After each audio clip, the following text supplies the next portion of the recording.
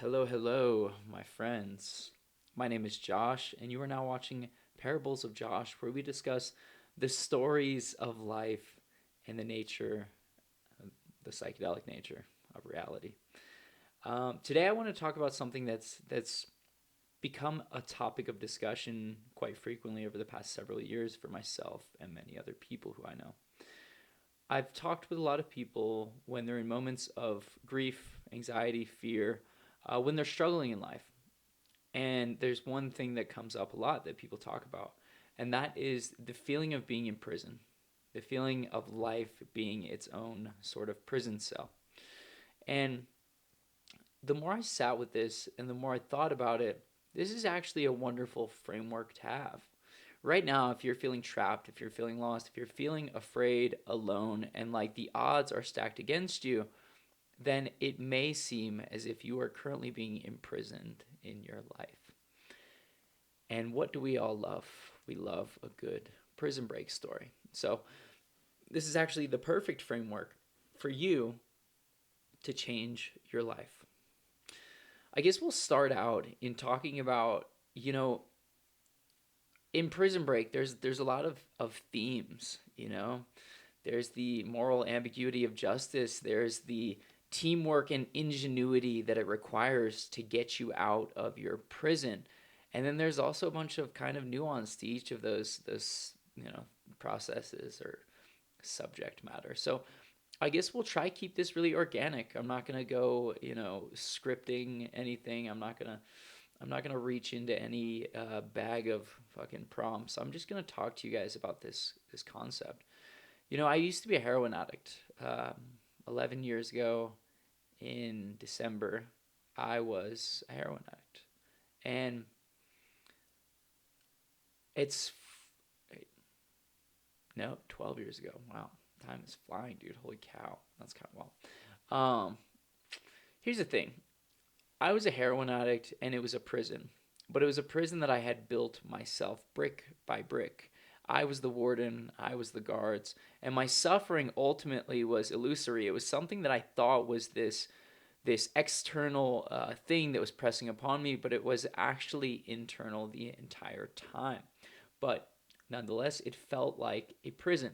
And so we can draw from a lot of prison break stories, movies, real life events on some things that you can do to escape a prison. So these are the recommendations that I come up with at first when I first began kind of investigating this idea. Number one is if you want to escape from prison, first you have to assimilate to the prison. Now this becomes very challenging because it is going to be a test of your will once you get comfy to actually break free from your prison. You have to have the mental fortitude to assimilate and also to know that the second you get your opportunity, you're going to take it. Memorize the guards, who they are, what their habits and patterns are, what their roles and jobs are. Memorize those. Get to know them intimately. Find out who the warden is. Get to know the warden intimately, right? And maybe I don't know much about modern prison systems, but maybe that's not as much the case as it was once upon a time. But still, find out who is in control. And after that, we've got who's in control, we've got monitoring, we've got assimilation, but now you need to find a way to be useful to the system. Find a way to be useful to the system. Find a way to make some money. Sell some cigarettes on the side. Work, if you're a big dude, do protection work. Find a job that fits who you are and what you can do. If we look at things like Shawshank Redemption, in Shawshank Redemption, Andy Dufresne was a banker prior to that, and so he gets a job in the library and starts helping people look over legal papers and things of that nature. He uses his skill set. He assimilates and then he utilizes his skill set. Now is the understanding that time, you got a whole bunch of time, man. Especially if you're in there for life. You don't need to rush, you need to be calculated. And that's the same with you and your life. You feel fear, you feel trapped, and so the animal part of your brain will want you to rush through and escape. But if you use your mind and you are diligent about your observations and the way that you relate to others, the opportunity will present itself for escape. But it is up to you to maintain your equanimity, maintain your sovereignty, while on the outside appearing as though you are playing along with the game or the system. Secondly, is you're going to need friends. You need community. Community is going to keep you sane. However, a kind of classic Prison Break story, as soon as you go back for someone, that's when it compromises something for the rest of you. Mike Tyson actually talks about this at length. He says one of the greatest lessons he learned was don't kill yourself trying to raise the dead. And what that means is if you're trying to, in this prison break metaphor, if you're trying to escape from prison, you're going to get yourself killed trying to save someone who is not equipped with escaping from this prison. And I think that's super valid. I think we all have experiences like that where it's like, I don't even know why I'm wearing these fucking headphones. They're not connected to my mic. They're connected to my computer where I was working on editing videos. We've all got experience like that. You compromise your belief. You're growing ahead of someone, and so you wait for them, and maybe they don't ever grow. And it's a lesson that you have to learn in life that you cannot grow for other people. You can lead a horse to water, but you cannot make them drink. So it's about having friendships, connection, and community because that keeps us sane. And at the same time, knowing that when the time is right, you're going to blast out of there. And if someone who is capable of coming with you, like if you have a close friend who's capable of escaping from the prison with you and they can match that energy and you trust them, by all means, bring them along. But if not, you may not be, it may not be wise to bring them along with you. They might break an ankle climbing over the fence. And then what, are you going to wait for them? And then you get caught with them, right? It's kind of interesting. It almost makes you wonder. There's some spiritual implications. Maybe the Gnostics are right. If you're not familiar with the Gnostics, they believe that we have been trapped on this prison planet by a demiurge, a false god, and that we all have sparks of the divine from the, what is it called? I forget the word, but essentially there's a place that it starts with a P, and it's like... starts with a... Let's see. Here's what we're going to do, guys. In Gnosticism, what is the name of the realm that the divine bodies come from? It starts with a P. In Gnosticism, the realm of divine fullness and light is called the Pleroma. Boom. It's where the true Thank you, ChatGPT. It's called the Pleroma. That's funny, dude. Took me a minute there. But, this is what technology's for, guys. It's exploring our environment, That's another side of this whole prison break thing. Education is going to be key. And it doesn't matter how you get it. You can use other people like encyclopedias. You can learn from them, right? Maybe someone else has already escaped from prison. Maybe someone already tried. Maybe there's new security measures. You can't rely on your own 2 eyes and ears to establish and discern the best possible method of escape. You have to be able to utilize the collective consciousness, right? Whether you're trying to escape from an actual relationship, whether you're trying to escape from a dead-end job or a debt trap, there are people who have done it before you. There are people who have failed at doing it before you, and those stories are going to be the best stories to learn from. So be willing to learn, dude. I tell my kids all the time, when I was a kid, if I asked my parents something they didn't know, granted we have the internet now, so no hard feelings, mom and dad, but they would say, I don't know. And that was the end of it. Nowadays, if my son asks me something, I said, I don't know, let's find out. And we find out together, kind of like I just did with you all. You are all now my children. Congratulations. So the Pleroma is what they talk about in Gnosticism. And it's this place where the divine light comes from. It was trapped here by a demiurge. And essentially, your goal is to escape the cycle of reincarnation and return to the Pleroma. So maybe that is the case, dude. Sometimes I wonder if, if the micro and the macro reflect each other, if as above, so below is a factual kind of precedent in the universe, then maybe this experience that we have where suffering is the constant and where it almost seems like we are being mined for our energy, maybe that is the case. And maybe that is what Christ was talking about. And maybe that's why the big difference between Christianity and other religions is this concept of heaven, right? A lot of these, don't get me wrong, heaven exists in across many cultures, but uh, reincarnation is also a very common one. And so, what if Jesus came to say, hey, you don't have to keep reincarnating. When you die, you can go to the pleroma. And the way to do that is through X, Y, and Z. And ironically, the teaching of the Gnostics, Gnosticism just means knowledge. Gnostic is knowledge. And so it's through the transcendence of ignorance, through the collection and immersion in knowledge, that we find our way to the pleroma. Is it a real place? Is it a state of mind, a state of being? I'm not certain, and I'm not going to try and call it here on YouTube, but nonetheless, it blends in perfectly with this prison break analogy. So, what are some other things that we could think of when it comes to prison breaks? If you're trying to escape from prison, you should probably not just have an escape plan, you should have a plan of what to do after. How are you going to maintain your freedom? How are you going to not only survive but then evade the authorities? If Neo's escaping from Mr. Smith, how does Neo then continue to run? Um, yeah, kind of interesting. It's something I've given a lot of thought to, and I think the name of the game is observe, educate yourself, and when the time comes and the window opens, you jump out that fucking window. You run like a madman. And try to come up with the best plan you can, but at the same time, if you don't have a plan, that's okay too. Rely on yourself and learn how to regulate your nervous system.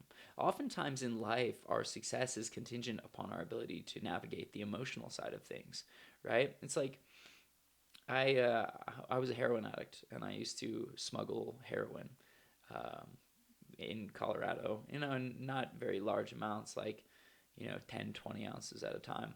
And what I found was that when I was doing it, the best course of action was to be very calm.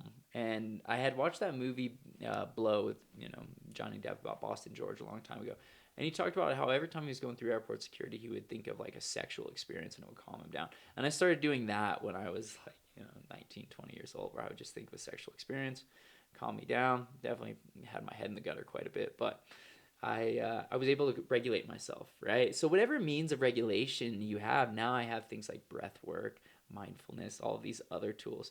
But if you can regulate your nervous system, oftentimes if you are regulated and confident, you can do whatever you want. It's like the idea of taking a ladder into a closed event.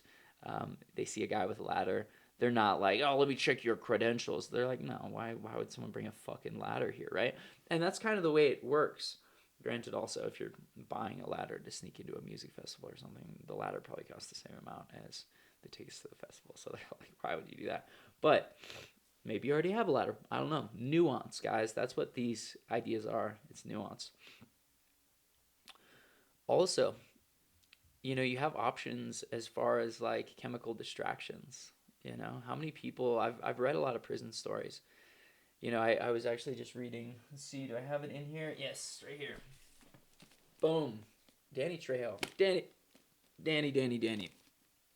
I loved your book, dude. I love you. I think you're a wonderful person, absolutely incredible. So Danny Trejo has this crazy story how he was an addict in prison. He was a heroin addict when he was in prison. He spent a long time in prison, several prisons actually, and he was a heroin addict. And he finally gave up because it's like, you're already imprisoned, right? In a literal box. Do you want to be imprisoned, imprisoning the mind and body as well? Eventually it gets old. But you can, chemically distract yourself. But if you're doing that, are you learning and are you establishing a way to get out of the prison, right? And then sometimes we have to be realistic and ask ourselves, do I just wait out my sentence or do I need to escape this prison, right? A lot of people end up just waiting out their sentence. But one of the secrets to waiting out your sentence is by the end of it, you're institutionalized. It's like that scene in, I think it's Shawshank Redemption, yeah, where the old man gets out of prison and he doesn't want to, but he goes and he works at a grocery store and he ends up committing suicide because he cannot um, integrate back into society. And so, yeah, it begs some questions there of like, should you wait out your sentence, right? If your sentence is a very long one, are you going to be able to integrate afterwards? Or should you educate yourself now and learn to deal with the nervous system regulation so when the time comes, you can make a mad dash for it. And then what are the odds that you safely, can hide away or, transition into a new life once you've escaped from that prison? Same with, actually, this is a good book too. The Life and Narrative, or Narrative of the Life of Frederick Douglass, an American Slave. This is a really fascinating book too, because what it talks about is Frederick Douglass being born into slavery and how he escaped. And eventually, I'll tell you what his key to escaping was. It was education. There were these street kids who he traded, I want to say, food with to learn how to read. And he had a, plantation owner's wife who taught him how to write and read, kind of basics, right? Or no, other way around, sorry. She taught him how to read, and these boys taught him how to write. And so he knew how to read and write, and then he worked on a shipyard. And back then, if you had slaves, you would send your slaves to work, they would bring money back, you get a cut of the pie, so on and so forth. And so he was working in a shipyard, and he convinced an Irish worker to trade him his credentials. And he gave him his credentials, and this dude literally, with a pass, took him and I want to say his wife, and they escaped and took a boat to freedom. And it was their intelligence that made it so any of this was possible. It was education that helped them seize the moment and escape. And I mean, dude, whatever position you're in, that's the answer. It's education and regulation.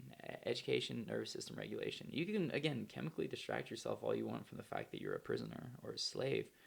But if that distraction is going to make it harder later on, you may as well just cut the shit now. You may as well cut the habit now so that when you finally get the opportunity to escape, you're not struggling. Because everyone wants to escape. It's inherent for us to want to escape these circumstances. You can embrace them. Again, this is where it's kind of interesting, right? This moral ambiguity of justice. Oftentimes when we see these prison break stories, you empathize with the character who is escaping from prison, and you think, do they really deserve to be in prison? Now, granted, a lot of us through a series of decisions deserve the prison cell that we live in.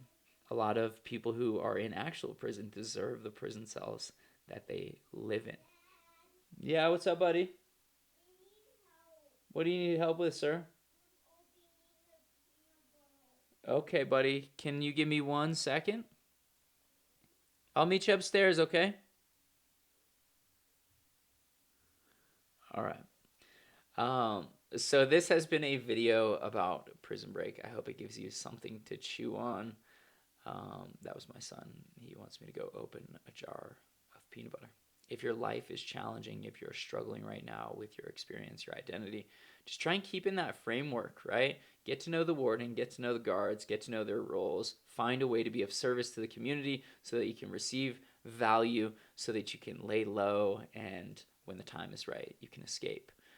Be friendly, have friends, but also know that oftentimes the path of escaping from your prison cell is going to be a solo path. And if you try bring people with you, it's going to be like trying to raise the dead. You're not going to escape. And then the kicker is, in the end, I hope that you realize that the warden, the guards, the bars, you made them all. They're all yours. And as soon as you recognize the creation of your prison cell, that is when liberation becomes, an opportunity. So I love you guys. Have a great day. Peace be upon you, and much love. Goodbye.